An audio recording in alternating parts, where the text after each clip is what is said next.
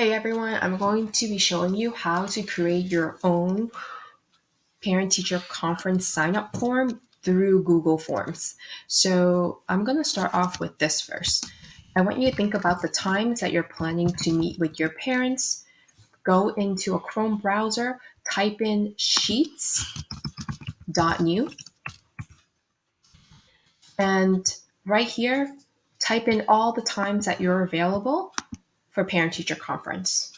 The date, the day of the week, and the time. So sorry, my computer is lagging a little. All right, so I'm going to show you the sheet that I already have. I pre-created. This is, I typed in Monday, May 11th, 10 a.m. So if you have many Monday appointments or Tuesday, if you have many appointments on a certain day, what you can do is copy and paste the day and time. And if you hover over this little square and you drag it down, you have all the same days, and all you have to do is go in and change the times. So the first one is 10. The second one, I would go back in and change it to 10:05. The third one, I might change it to 10:10. These were like for the 5-minute increments at school when you have to see 500 kids, but I'm sure this is a little different and your time slots can be much longer. The other great thing you need, another best practice is always to label your sheets, because I would say hundreds of untitled sheets in my drive right now. So PTC, conference times, or availability, like depending on how detailed you want to be for May 2020. Okay, now that I have this, I figured out all my times. I'm gonna open up a new form. I'm gonna click the plus button on my tabs, one of my tabs. I'm gonna type in the shortcut forms.new, click enter. This will open up a brand new form. Best practice, type in the name of this parent-teacher conference, May 2020. All right, so it automatically populates this title of your form, and then you can start by creating your question. So I always ask for the child's name, and I say first and last. Oops. And you might notice that it automatically tells you it's a short answer, okay, because they've sensed that the student will have, or the parent will have to type it in on their own. I'm going to make it a required question, so I have to make sure I toggle this to the right. Add another question, I could either click on the plus sign here, or if it's another short answer question, I can just say duplicate. Oops, I clicked on the wrong thing. I think it says click on duplicate.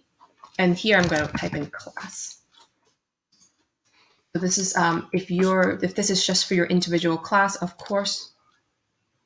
Whoops, I think it duplicated twice. If it's individual class, of course, you don't need to do this. But for clusters, this might be an important thing to have. I'm going to delete this because it came out twice. Just click on the garbage button, delete. Here's class. The next thing I need would be another plus sign. And this time, I'm going to change this into a drop-down box. And this is where I'm going to say available times.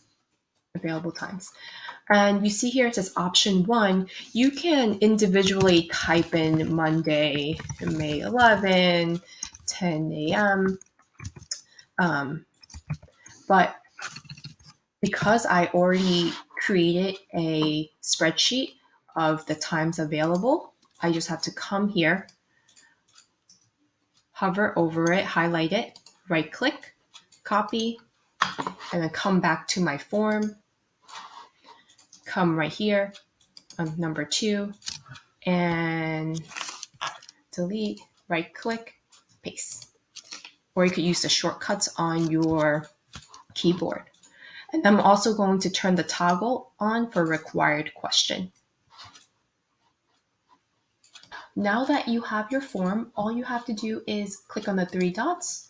And this is the part where we're going to to add some add-ons. It brings you to the G Suite Marketplace. And the two add-ons that we're going to be using is Choice Eliminator 2, right here.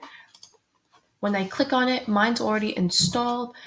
On the right-hand side, you should see individual install. Click install. And then once it's done, you can just click the done button. I'm going to click close. I'm going to go back into the marketplace. I'm going to download the second add-on. So I have both of them. And the second one is called Form Notifications. So I'm going to click on Form Notifications. Mine's already installed. So you can click individual install on the right, accept the agreement, click done. I'm going to close out. Now, before you do anything else, I forgot to do this before, click refresh. So the page overloads and your add-ons get installed. Okay. And then where you're going to find them is on this puzzle box, this little puzzle icon. Click on the puzzle icon, click Choice Eliminator 2. Click Configure.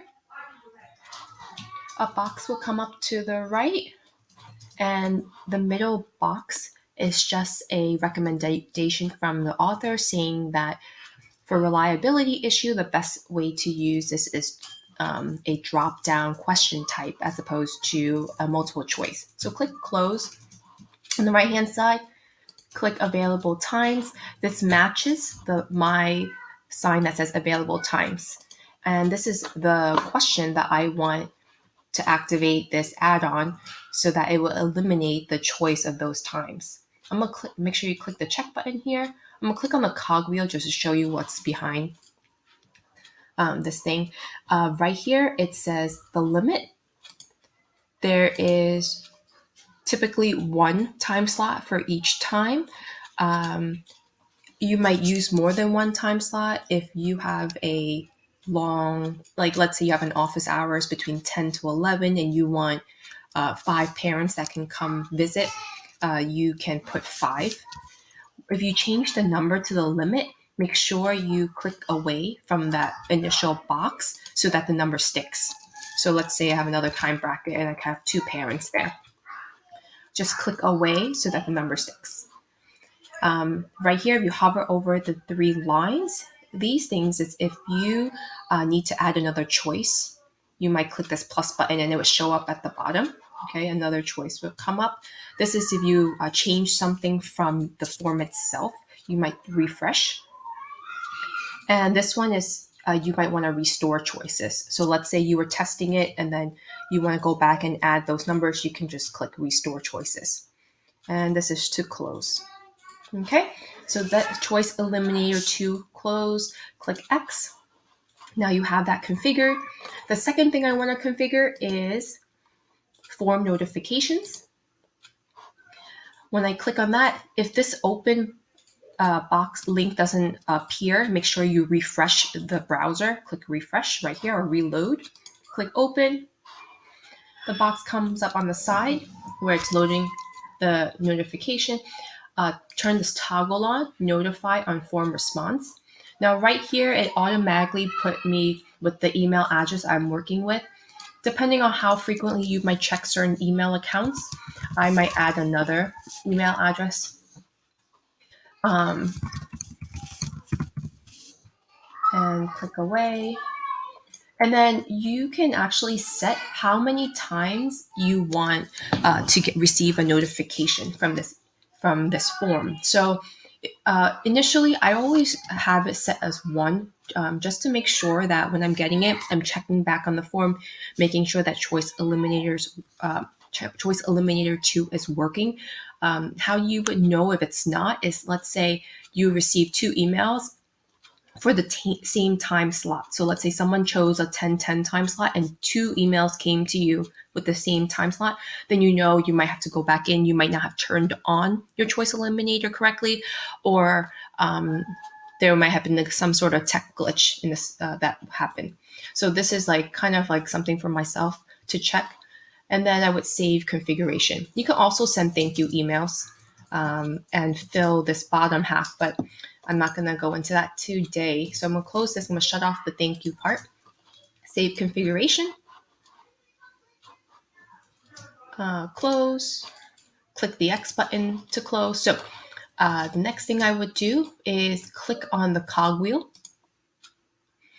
Now, sometimes parents don't show up because they forgot that their time slot, or they didn't write it down, or things got mixed up. So I need to check off collect email addresses and click on response receipts and always. This means that when the parent fills out this form, they're going to receive an email with the response that they filled out. And I'm going to uncheck this and not restrict it to PS41, not restricted to the domain, because I know other families use different accounts. And I could leave these blank because I don't want them to be able to edit the time once they select it. Click Save. Now, once all your add-ons are configured and you turned on the form is collecting email addresses, then you're good to go. I would come over to response. Only you would see this as the creator of your form. Here is where all your forms will show up individually. This button, if all your appointments are gone, you need to come back here and turn it off. So, and write a message to say that you're not accepting responses anymore. There's no more appointments available. Please reach out and share your email address. The other thing I want to show you is it creates a spreadsheet. So when I create a spreadsheet, you can link it to an existing one that you might have, but I'm going to show you how to create a brand new one. This is where all your responses will populate. Click Create.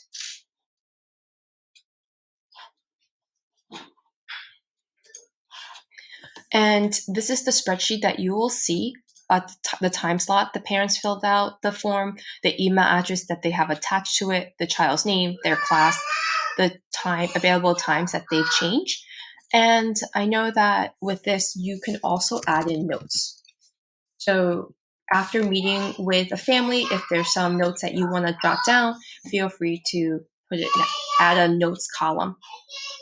All right, once all those things are in place, you can preview your form and see what your parents get to see.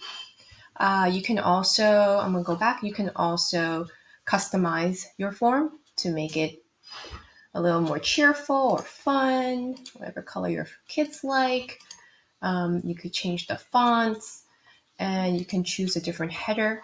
When you choose a header, you could upload something of your own if you like, or you could stick in themes and pick something that you like. Click Insert, and it changes it a little bit, adds a little flair.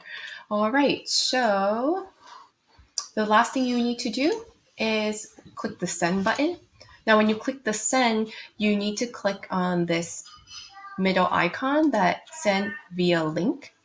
Click Shorten URL because it makes it easier. Click Copy.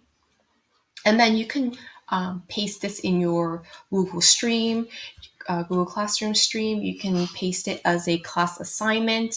You can copy and paste this email link into an email that's sent out to your families. So there are many ways that you can share this link. All right, that's it. Let me know if you have any questions and you know where to find me. See you later.